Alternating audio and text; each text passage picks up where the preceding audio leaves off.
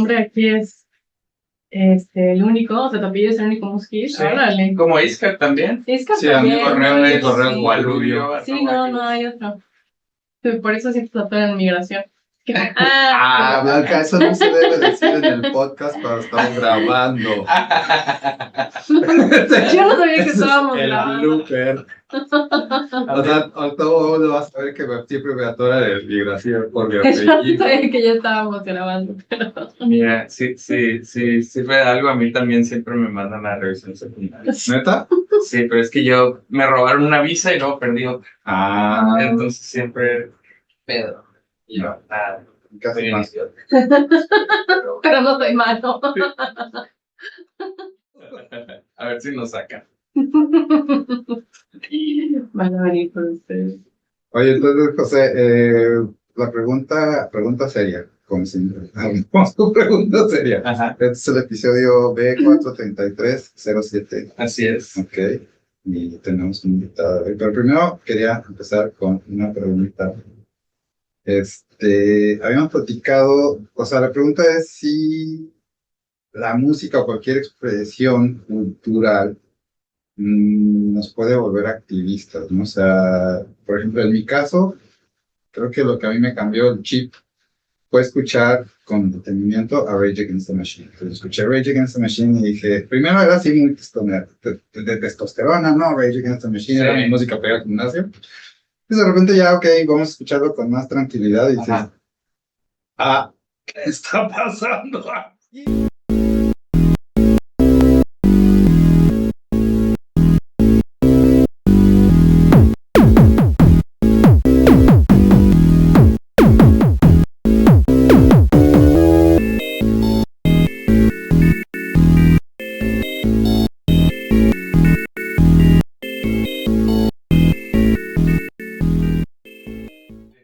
Y debo admitir que, pues sí, o sea, me sembró ahí una inquietud y eso me abrió el mundo a otras cosas. Entonces la pregunta es si eso sucedió contigo, inclusive a ti, Blanca, ya entrando en presentar a invitado, pero esa es la pregunta con la que arrancamos hoy.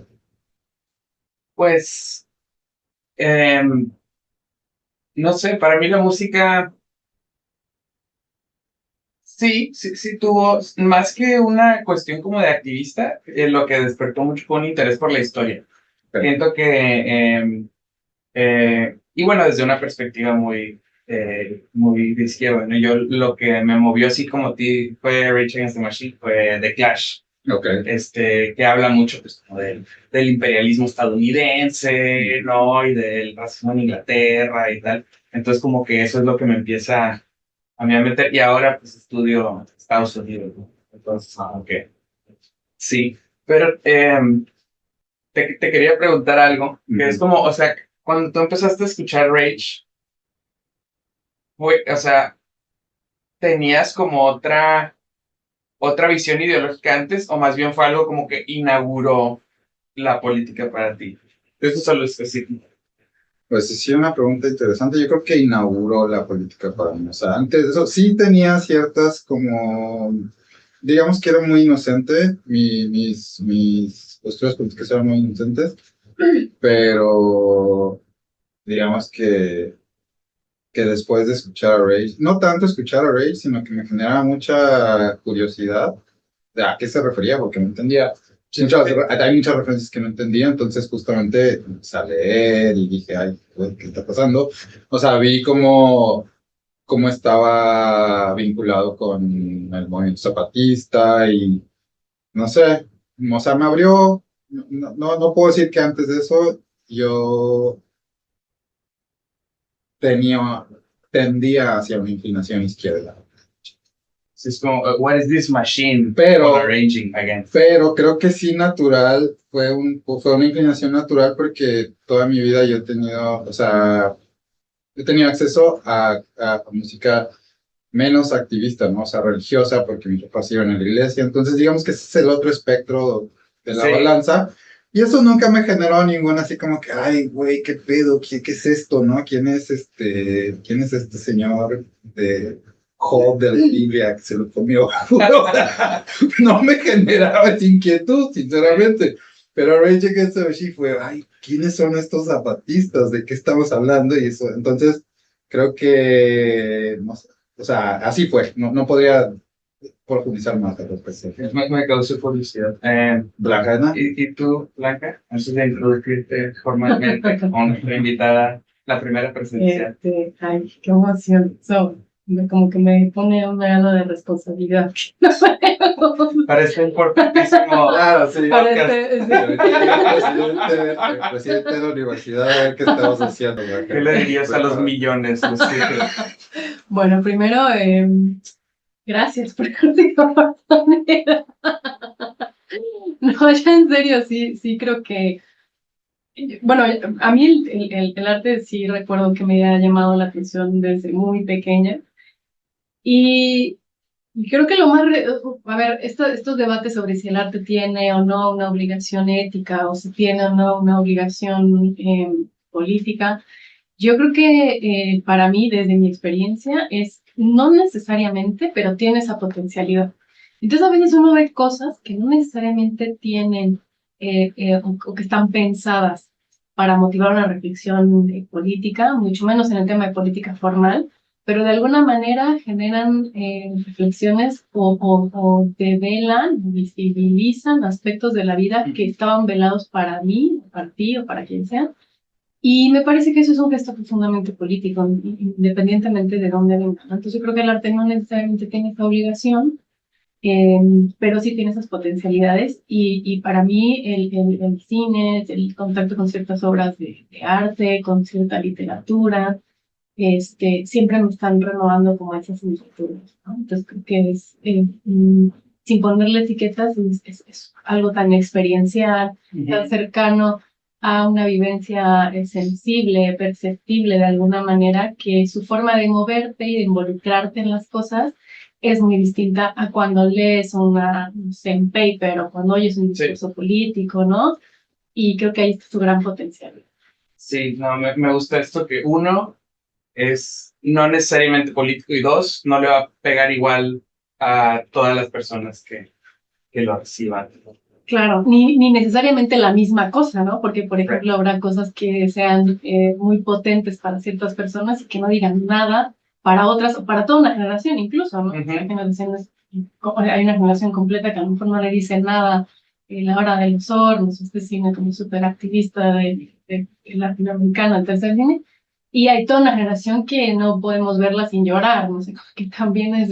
Es el tercer cine. Creo que vamos a dar una encuesta para ver si ya se notó quién es la experta de O te conteo yo, Blanca, que ya se notó con esa primera intervención. No experta, no, o sea, yo soy una gran aficionada. Sí, justo creo que da pie para introducir pues que tú eres licenciada en artes plásticas, maestra en estética y arte y doctora en ciencias de la comunicación. Y en ese sentido yo creo que sí podemos decir que eres un experto. No, bueno, se nota en tus comentarios, okay. Pero está chido, creo que esa es la idea, ¿no? Como discutir un poquito con personas que saben más de ciertos temas. Sí, no, y este concepto del tercer cine, yo jamás lo había escuchado, pero me imagino que es como tercer mundo, tercer cine. Más o menos, mira, sí surge como en esto que se llamó tercer mundo, o se suele llamar tercer mundo, pero en realidad es un término que acuñan cineastas latinoamericanos para diferenciar sus luchas, porque al final está muy vinculado con la revolución, ¿no? Con el imperialismo y con todas estas cuestiones, para diferenciarse del primer cine, que era el cine como hollywoodense, digamos, el cine comercial, el cine que estaba pensado para la taquilla, para vender, que cuenta historias, ¿no? Que como que seduce con historia. Sí.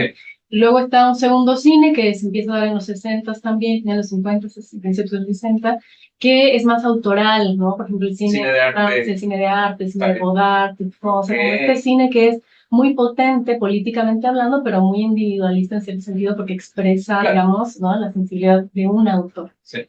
Muy autoral en sí.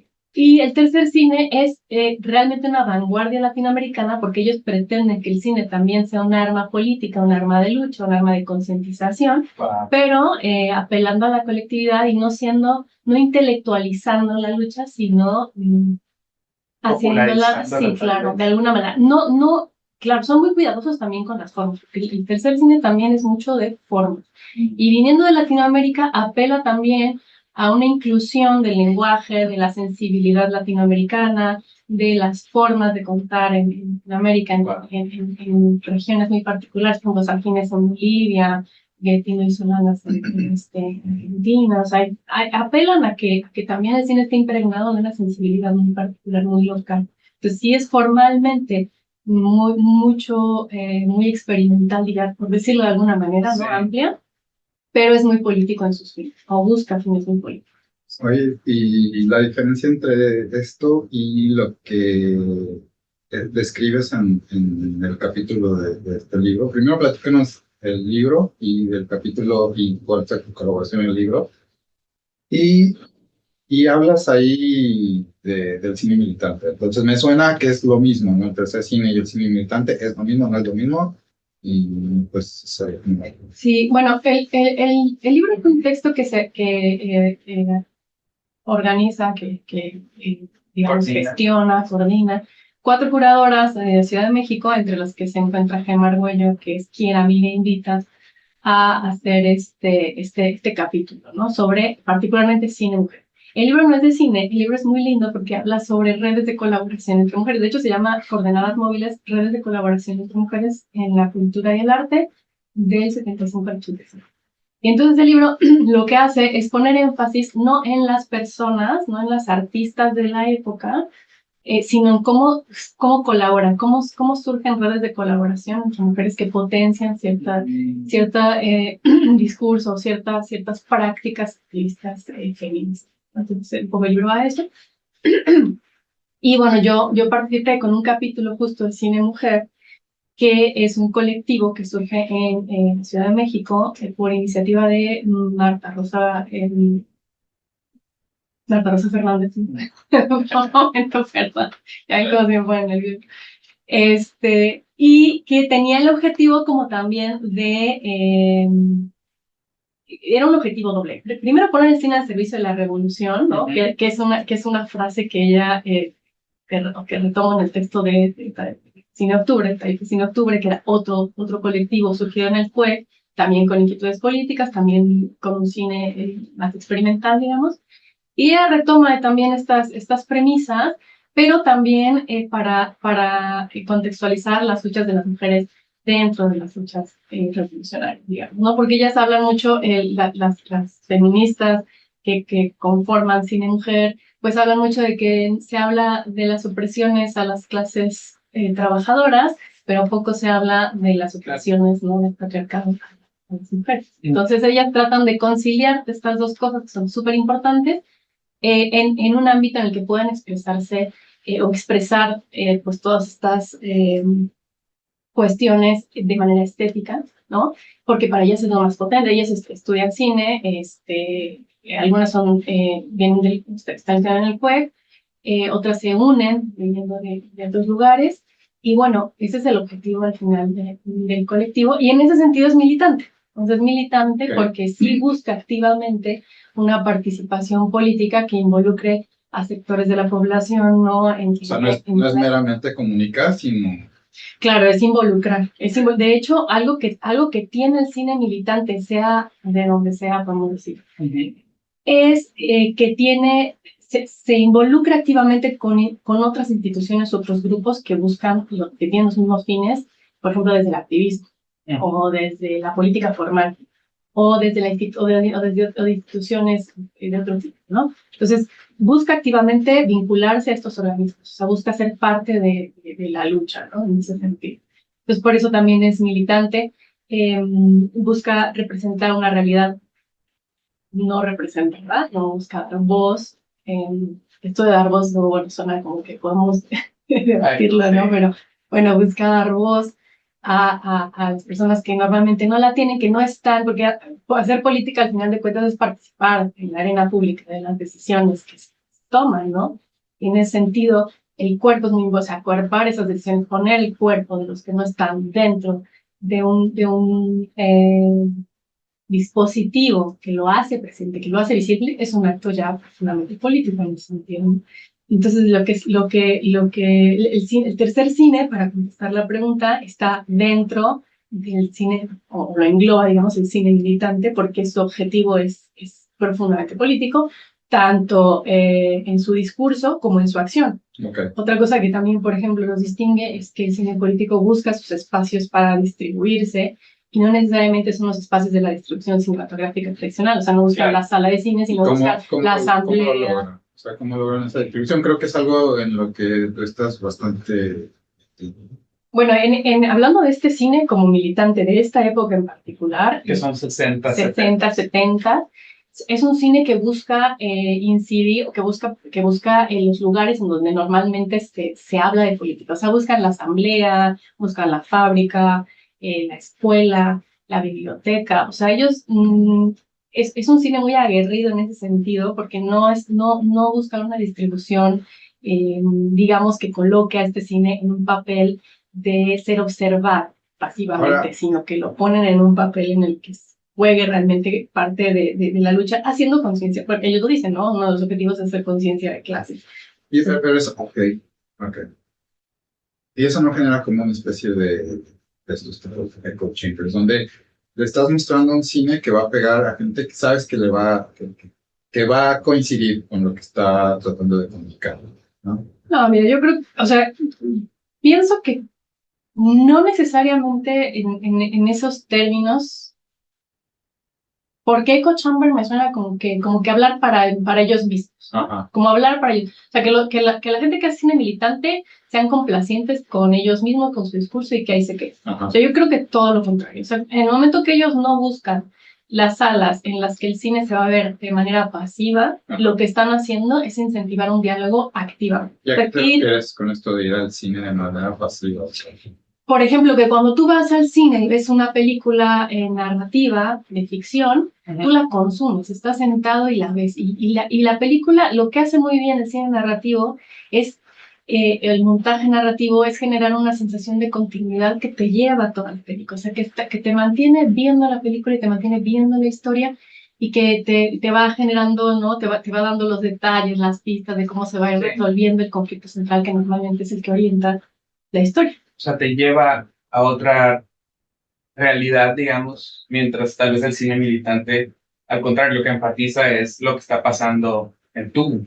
Bueno, y por ejemplo, también puede pasar, ¿no? Como por ejemplo los documentales de Netflix, ¿no? Que de repente son un template, todos son los mismos. Sí, entonces, claro. De repente es una historia que está contada de una manera muy... digamos, estándar, que te pone la música donde tienes que sentir, que te quita la música donde te lleva de la manita. Exacto, te lleva un punto, exactamente, lo que hace el cine muy bien es este cine comercial narrativo es dirigir la mirada, no es que te lleva. El cine militante es experimental porque justamente quiere incomodarte y te quiere sacar de esa pasividad. Entonces tú cuando ves una película que normalmente, para ponerla en términos vulgares, dices, no entendí nada, ¿no? O qué fue lo que acabo de ver, ¿no? Justamente esa forma de utilizar el lenguaje audiovisual de manera que te incomode es un poco lo que hace Bertolt Brecht, ¿no? Entonces, como voy a hacer que de alguna manera tú te sientas suficientemente incómodo para que todo lo que tú veas es capaz de cuestionar. Pero obviamente detrás de eso hay una postura política. Lo que pasa es que no es una política que te engatusa, no es una política que te venda un producto, es una política que ellos piensan desde el hacer pensar, del hacer reflexionar, visibilizar realidades que apremian, porque para ellos la lucha es apremiante, ¿no? O sea, hay que hacerlo ya, porque hay gente muriendo, hay gente que es totalmente invisibilizada, la gente, por ejemplo, en las minas, en Bolivia, hay gente que se muere con un estilo de vida que es ni siquiera digno, ¿no? Sí. Entonces, pues esas luchas son apremiantes y como tales, pues hay cierta urgencia de presentar ciertas cosas, pero aún así, el uso del lenguaje audiovisual también es muy particular porque te obliga a ser crítico con lo que estás viendo, ¿no? Sí, no sé, y esta parte como del echo chamber creo que es como una gran pregunta, porque permite como pensar también que es algo que se ve mucho en la película de Rompiendo el Silencio, pero que en realidad hay tres elementos, ¿no? O sea, está las personas que están haciendo el cine, está la gente a quien está dirigida la película, que en este caso pues es pues el proletariado urbano en los alrededores de la Ciudad de México. Y por otro lado, como el cine comercial tradicional, ¿no? Entonces, como usar los medios del cine para hablarle a... Como que el intelectual de izquierda cinematográfico es un poco una figura ahí como buscando entrada con los trabajadores, pero al mismo tiempo pues usando las herramientas de este otro ámbito, ¿no? Que fíjate que ahí, por ejemplo, Pero, bueno, antes de entrar en esta pregunta, yo creo que es que Blanca nos puso tarea, entonces no hay contexto para quien nos está escuchando. ¿Qué es esto de rompiendo? ¿Qué rompiendo el silencio. Entonces, primero, porque si no, digo, ¿de qué estamos hablando, no? Sí. Entonces, antes de responder esa pregunta, ¿de qué estamos hablando? Bueno, el texto así que suena horrible ponerle en tarea, pero bueno, el texto y el video eran un video justo de Marta Rosa Fernández que habla sobre la violación en México en esa época, en los 70, y que es un documental, digamos, experimental, ¿no? En el que se presenta esta realidad. Rompiendo el Silencio habla un poco del vía crucis de una mujer que es violada y cómo a través de su historia se van revelando, ¿no? Pues los discursos del patriarcado, se van revelando los discursos institucionales, por ejemplo, de cómo es denunciar una violación de México, los discursos eclesiásticos de cómo es, o sea, cómo moralmente se toma a la mujer violada, ¿no? Entonces, bueno, es un documental que va sobre eso, pero, por ejemplo, me parece muy interesante vinculándolo con lo que dice José, porque efectivamente el tercer cine, o sea, perdón, el cine militante, el cine mujer, ¿no? Son colectivos que justamente en su hacer también se diferencian mucho del cine comercial. Porque, por ejemplo, el cine comercial, bueno, había cierta estandarización en las pantallas, donde se ven, si está filmado en 32 milímetros, no sé, tiene sus formas.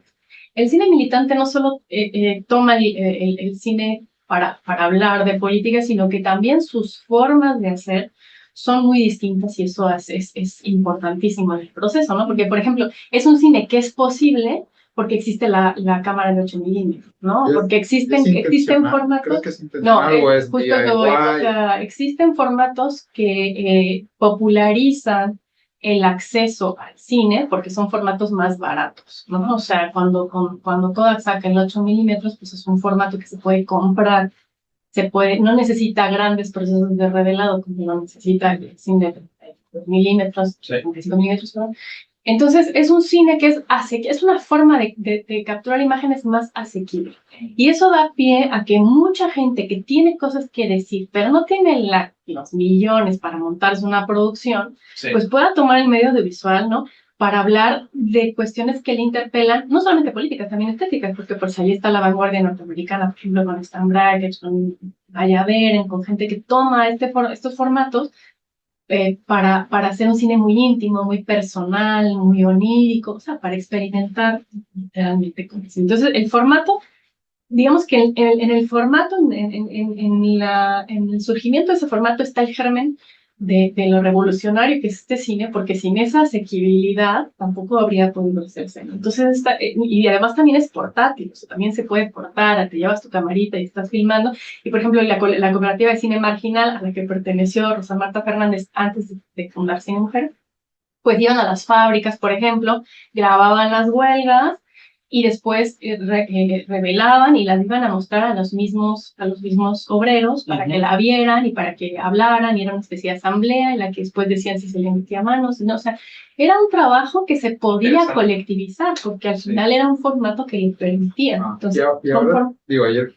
Y bueno, eso, perdón, y otra cosa que también es muy distinta, no solamente con el cine militante en general, sino cine mujer, hace muy particular y que me parece muy bello, es que dentro de sus metodologías de producción también está una cosa que es muy femenina / feminista, que es la colectivización o sea, no hay una autoría Sí. como tal. O sea, digo, claro, algunas películas están atribuidas a, pero ellas, todas las películas que hace Cine Mujer en ese periodo, son colectivas en todos sentidos, o sea, se sientan a platicar y se sientan como retomando, como digamos, esta cosa muy femenina de sentarte al chisme, ¿no? O sea, vamos a platicar, Ajá. vamos a colectivizar todo, cómo le hacemos para esto, cómo le hacemos para el otro, de repente hay anécdotas, ¿no? Platicaba, Marta Rosa, que de repente ya en cierto momento del colectivo, ya, bueno, ¿dónde vamos a dejar a los hijos? ¿Dónde vamos? O sea, era como Sí. todo momento muy colectivo, o sea, Sí, de como mucha, comunitarios. de mucha comunidad, no solamente en pensar la película, en hacer la película. De repente, por ejemplo, cuando ya en los 80s, que ya Cine Mujer tiene, ya hay más mujeres metidas en la creación audiovisual, entonces ya todo el staff es femenino, o sea, ya no nada más las que platican y las que dicen y cuando empieza Cine Mujer, el documental que ustedes vieron, pues hay hombres todavía en la Sí. producción, pero no es porque ellas, digo, no digo que esté mal ni nada, pero no había suficientes mujeres estudiando.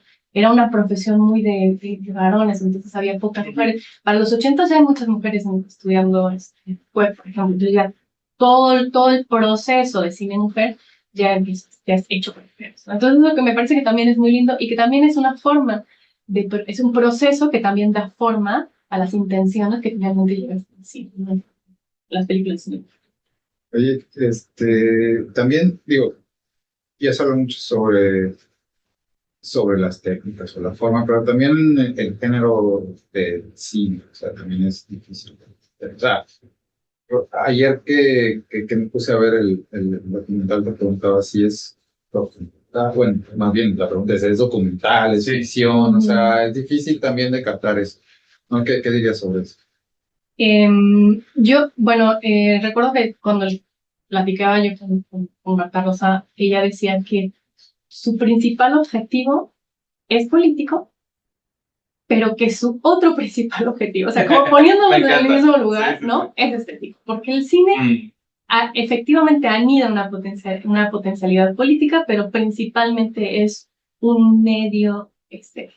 Okay. Es un medio para sensibilizar. Claro. Entonces, la gran potencia del cine, y lo digo yo, es sensibilizar o involucrarte en lo político desde lo sensible, ¿no? O sea, es como, si ese es el objetivo, digamos, la forma, creo que ahí es donde está la riqueza del cine, que vamos a decir ahorita experimental, en que tú para conseguir sensibilizar a una audiencia respecto a un problema que te aqueja, puedes tomar un montón de caminos.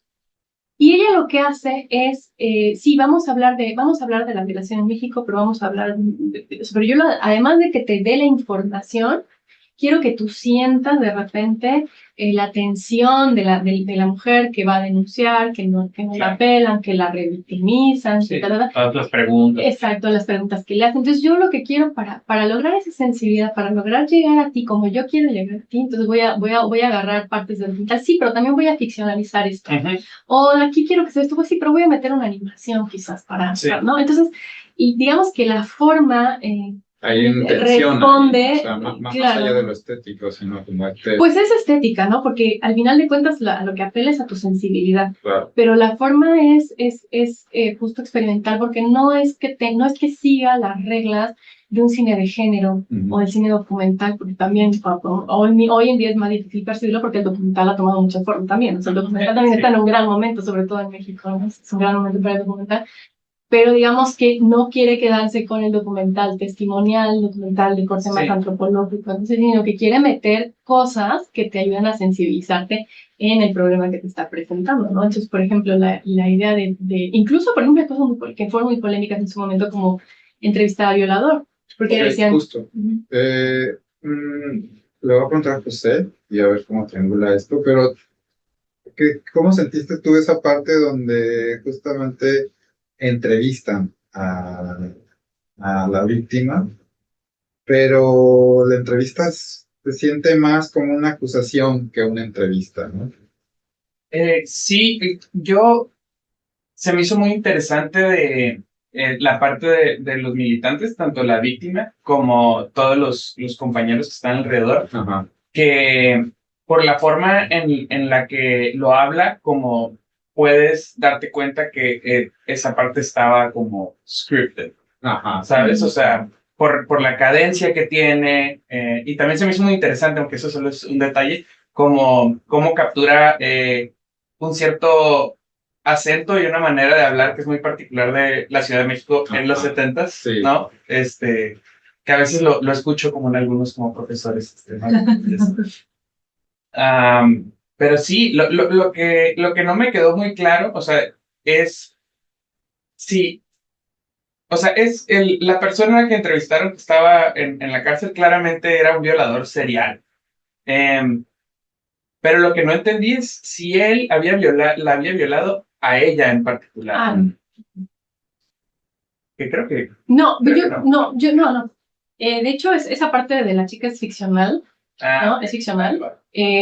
Pero lo que hace muy bien es generar un hilo conductor en el que las opiniones de ella y el sentir de ella expresan dos cosas que para mí son fundamentales en el trabajo de Marta Rosa y que fueron dando polémicas la primera.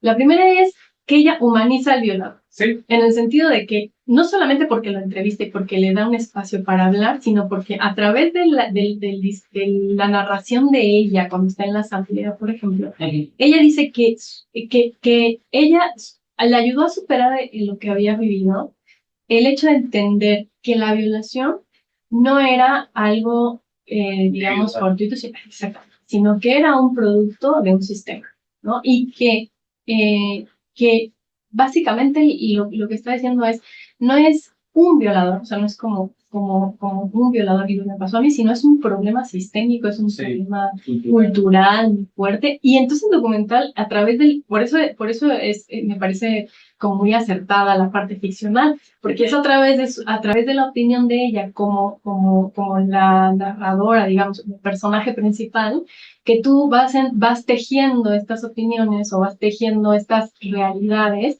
que no son tan evidentes cuando se habla de violación, porque generalmente cuando se habla de violación es como, hay un monstruo, ¿no? Y no es un monstruo, ¿sabes? En un país como México, donde hay un montón de violencias o de agresiones sexuales, donde las principales violencias sexuales surgen en el ámbito del hogar, ¿no? A manos de familiares, a manos de amigos de los padres, etcétera, pues es muy difícil, ¿no? O sea, como decir, pues es un monstruo, ¿no? Es un problema cultural, es un problema de cómo se entiende el papel de la mujer, de cómo se objetualiza la mujer. Sí lo es, pero también es producto justamente de un sistema. Y algo que siento que lo refleja muy bien es como otra parte en el documental o video, porque ya no se entiende si es documental o ficción, cuando hace entrevistas, ¿no? A otras personas y qué opinan, ¿no? Sobre la violación. Eso me pareció muy fuerte. Y también me llama la atención y también me gustaría saber tu opinión sobre cómo lo ejecuta, ¿no? Porque ya no es, no se dice, imagen en movimiento, sino Sí, la foto, el estilo, ¿no? el estilo de la persona que está entrevistada y luego el audio. Entonces, como, ¿por qué o cómo interpretarías tú esa, digamos, esa decisión de estética? Bueno, primero creo que a lo mejor justo, y lo digo desde como yo lo veo, no, yo creo que las decisiones que va tomando en general cualquier persona que hace una película, a lo mejor habrá muchas que sí estén orientadas a un fin en particular, pero habrá muchas otras que sean, a lo mejor accidentes felices, ¿no? O sea, no, o no, o que son un poco experimentales en el sentido de que abren el sentido, no accidentes felices, sino que abren el sentido. Mucho del cine que no es el cine tradicional, que no es el cine narrativo, que no es el cine donde hay un conflicto central, y lo que busca es como abrir el sentido, o sea, dejar un poco también que la experiencia de las experiencias propias de las audiencias o del espectador, el individual, sus experiencias, sus vivencias, su forma de pensar, etcétera, etcétera, se juegue en esas aperturas que va dejando la película. Entonces creo que el hecho de que de la forma que toma este documental, pues para mí yo le di una película para que no haya problemas, porque claro, tiene mucho esta vocación también entre la ficción. O un cortometraje. Bueno, pues es media hora ya. No, sí sería corto, porque no es un poquito más de media hora. Que por cierto, digo, ya hablamos del documental o cortometraje, como sea, pero no hemos dicho que existe. O sea, lo pueden ver, Está en ¿no? YouTube. Está en En YouTube, YouTube. entonces recomendamos que si les genera algo de curiosidad, espero que sí, está bastante bueno, que lo vayan a ver, ¿no? Y empiecen y investigan un poco sobre este colectivo Cine Mujer. De entrada que creo que es importante. Muy importante. Yo ¿Por creo qué? que A ahorita ver, hay pero ¿por qué es importante? yo creo que es importante como en toda lucha, porque las luchas feministas siguen, porque sigue habiendo disparidades, ¿no? Pero es importante que quienes luchamos hoy, entendamos una lucha histórica. O sea, que hay gente que hay gente que luchó antes y sobre cuyos resultados o sobre cuyos logros estamos parados. Entonces, Sí. creo que ese diálogo intergeneracional es muy necesario en una época que justo es caracterizada por un eco chamber enorme, ¿no? Porque tú entras, el algoritmo siempre te muestra lo que quieres ver, lo que te gusta. Parece que la realidad que te circunda es la única que existe. De repente hay mujeres que piensan que están descubriendo el hilo negro del feminismo, cuando en realidad hay miles de mujeres detrás haciendo cosas. Hay que romperse. Y no, y reconocer los esfuerzos que se han hecho. Entonces yo creo que además, digo, la primera gran retrospectiva de cine mujer, por ejemplo, se hizo en Chile. Entonces, como que no sé si nos falta tomar como con más consistencia Más el legado, sobre todo el legado femenino, el legado de mujeres que han hecho cosas que creo que han cimentado mucho las bases para que otras sigamos haciendo cosas. Pero por eso me parece quiero hacer énfasis en esta idea de romper con el algoritmo. Pero, ¿cómo encontrarlo? Porque no es fácil encontrar documentales. Quiero hacer énfasis en si alguien ve esto, o sea, porque luego no lo vamos a encontrar. Entonces, ayer, justo cuando lo estaba buscando, no era tan... ¿No te salió luego? No me salió luego, porque creo que el título está en inglés y primero en el título está el nombre de la directora. Entonces, eso es importante. Entonces, para mí fue muy fácil, me mandaron el link. Exacto. Sí, cuando mandan el link está chido y a lo mejor podemos poner el link nosotros allá abajo, pero para alguien que lo esté escuchando, no ve el link, quiere buscarlo, sí es importante saber cómo encontrar, porque a veces, digo, ese es el gran truco del internet, es saber buscar. No, o sea, todo está ahí, hay mucho que está ahí, pero no lo sabemos buscar y entonces caemos otra vez en lo que nos alimenta el robot, algoritmo. Entonces yo creo que está bueno, por ejemplo, pero, insisto, ¿cómo lo buscamos? O sea, ¿cómo se llama? Ahorita en YouTube, Sí, así, Marta, yo lo que quería sería poner Marta Rosa Fernández, Exacto. que es el nombre de ella, y luego Rompiendo el Silencio, para que salga, porque Rompiendo el Silencio efectivamente te lleva un montón de cosas que... Y inclusive, si pones nada más el nombre de la directora, si nada más también te va a llevar a 1000 cosas, entonces... Exacto. Cuando yo lo busqué sin que me mandaron el link, tuve que poner Rosa Marta Fernández, Rompiendo el Silencio. Ya lo encontré. Pero si no lo pones así, no lo van a encontrar. Entonces, por eso, perdón por interrumpir, pero me pareció importante que si estamos hablando de esto y queremos que se difunda ese tipo de trabajo, luego no lo encuentras, ¿no? Porque por cierto, si escuchan a la gente que publicó esto, está chido ponerle pues, los tags y justamente indexarlo para que sea más fácil de encontrar. Luego eso es algo que no sabemos hacer. Subimos un video que queremos difundir, pero no llega a ningún lado porque no está indexado, no tiene palabras clave, keywords, entonces es difícil. Hablando así el algoritmo y el link del internet, yo algo que quería poner sobre la mesa es un poco como, ¿dónde está el cine feminista o el documental feminista actualmente en México? Digamos, mencionas que no se rescata tanto este pasado y que realmente como que la gente está empezando de cero un poco. Yo creo que no en todos los ámbitos, quizás no me expresé bien. Hay algunas personas que no hacen este vínculo, digamos, este reconocimiento a la hora de expresar ciertas opiniones. Pero no creo que sea, por lo menos la gente que hace cine, yo creo que está muy consciente de que muchas mujeres hacen cine porque justamente están paradas sobre esos esfuerzos, ¿no? O sea, porque no, hay el acceso hoy a la carrera, digo, más allá de que tenga sus limitantes, no entrar al PUEC, porque pues, Sí, ¿no? geográficas de clase. Claro, o sea, sabemos que hay como estas cuestiones, pero pues digamos que el acceso, sí hay como esta paridad de género en el sentido de que no te van a discriminar por ser mujer y que no es al PUEC, ¿no? Creo que el documental, por ejemplo, pienso mucho ahorita que hablaste de Tatiana Hueso, ¿no? Pienso que hay mujeres haciendo documental de una manera increíble y que trasciende mucho las fronteras, ¿no? O sea, en México se está haciendo buen documental. Ahora, también hay géneros que están tomando un poco la base documental, Ángeles Cruz, por ejemplo, con Valentina Serenidad, ¿no? Por ejemplo, son ficciones, claro que son ficciones, pero están filmadas dentro en las comunidades, con gente de la comunidad, que hablan su lengua, ¿no? Okay. Pienso también, ay, se me fue, Tania Jimena también, cine que va a la comunidad y que está dentro de la comunidad, ¿no? Y en ese sentido, pues sí, pues es ficción, pero también es como una ficción, no sé cómo decirlo, como una ficción de etnografía. Sí, quizás, ¿no? ficción, pero documenta. Documenta el mismo, exactamente, o sea, como una especie de cine ensayo, no sé cómo decirlo, soy malísima con los géneros, porque a mí me gusta el cine que rompe todos los géneros, pero sí es como interesante esta fusión porque al final creo que sí se puede pensar en este tipo de cine como una especie de documento vivo de cómo de cómo es la vida en otros lugares a los que no tenemos acceso porque digamos, nos desarrollamos en la ciudad,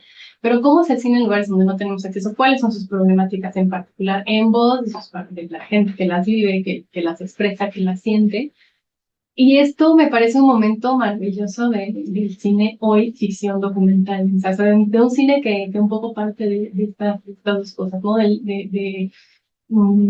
Y sobre todo, desde mi perspectiva, de un cine más híbrido, en el sentido de que no es tan fácil colocar una categoría, precisamente porque se expande las categorías para lograr cosas como eso, ¿no? Como sensibilizarte de una realidad que no es la tuya, y sensibilizarte de una manera muy humana, muy eficaz, ¿no? Entonces creo que ahorita hay mujeres muy valiosas haciendo ese tipo de trabajo, y bueno, Emocionante. Sí, a mí me emociona muchísimo, que además son mujeres que están llegando a lugares muy importantes de reconocimiento como festivales internacionales, como que llegan, no sé, que llegan a tocar, que llegan acá, que llegan a TIFF, o sea, vaya, que están presentes. Oye, pero hablando de festivales, tú también, y otra cosa que haces es gestionar un festival donde recibes mucho trabajo estudiantil. Entonces, retomando un poquito la idea de lo importante, o sea, uno del surgimiento de ese tipo de inquietudes y como que lo importante de voltear a ver al pasado, ¿no? En estos trabajos más,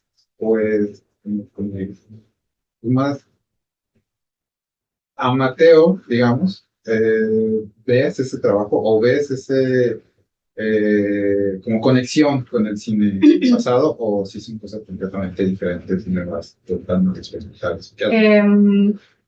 Bueno, como un poco de contexto, el festival es un festival orientado al cine amateur, cine estudiantil.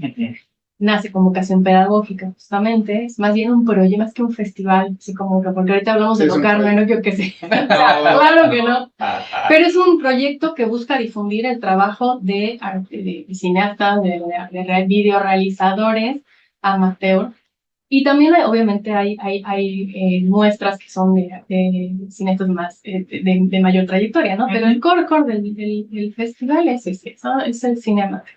Neosfest. Neosfest, gracias. Y bueno, curiosamente tiene 2 años en el que se habla mucho, o muchos de los cortometrajes que recibimos versan sobre la memoria, ¿no?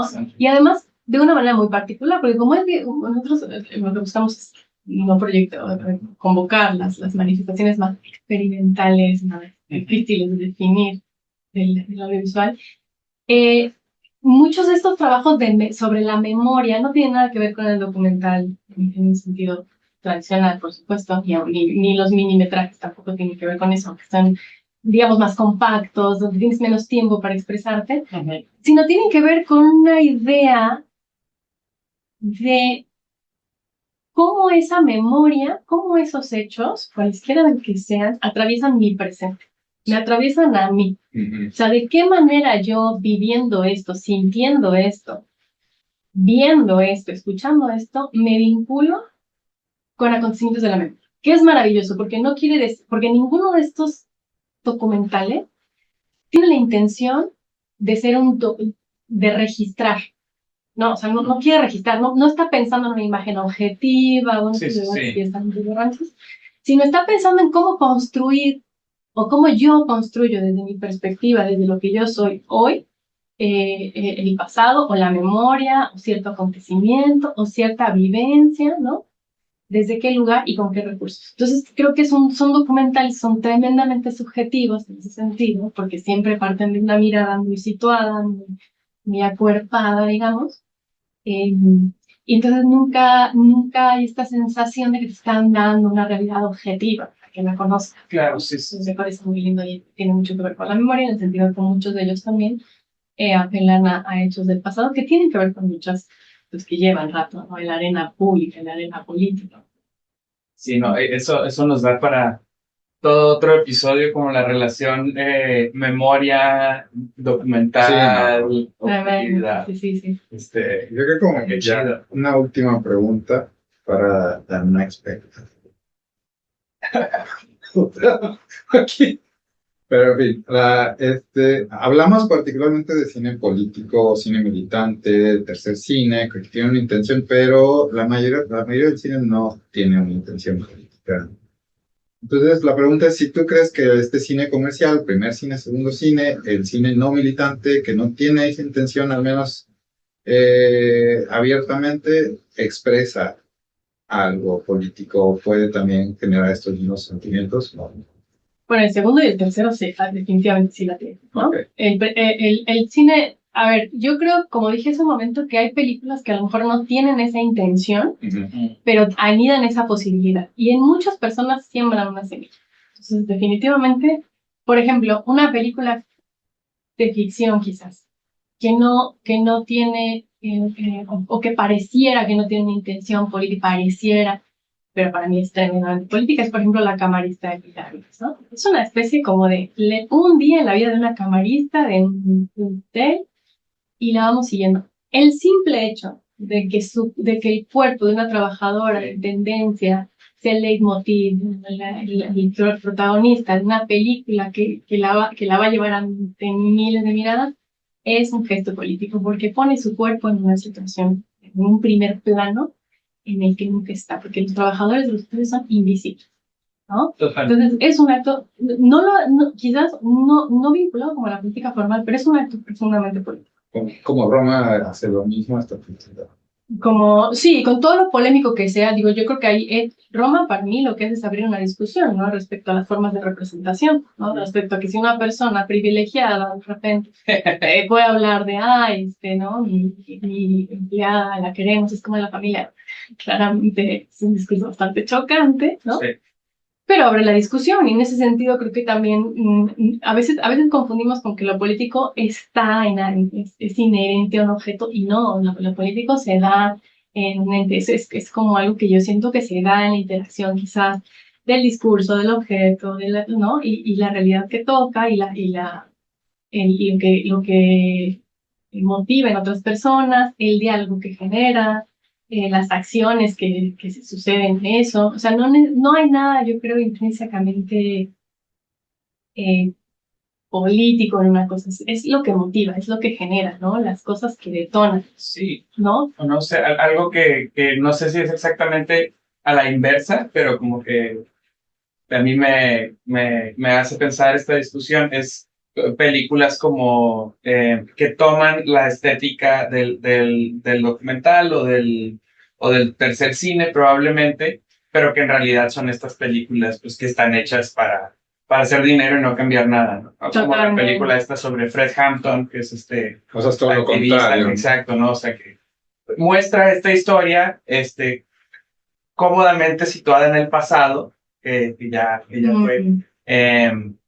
pero al final el objetivo simplemente pues, es vender muchas entradas. Totalmente. Y creo que alguna vez lo comentábamos. O sea, no es como que si de repente Disney hace la sirenita, ¿no? Negra, Sí. es como, no es que, Sí. no es que a Disney le importe la diversidad, es No, que claro. se sube a la ola de la Sí. diversidad.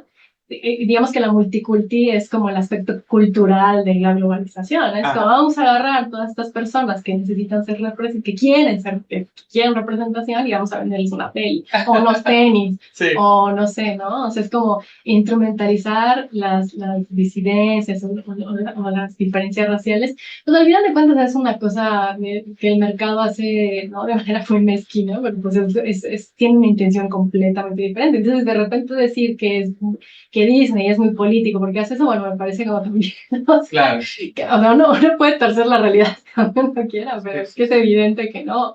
Y que muchas otras marcas que se benefician de que exista eso, pues no les interesa absolutamente nada más que vender, ¿no? Que al final es el objetivo de toda la empresa. Así es. Y no sé, es chistoso porque revisamos full circle, ¿no? Al principio, hablando de cómo a cada persona una película le puede pegar de forma diferente.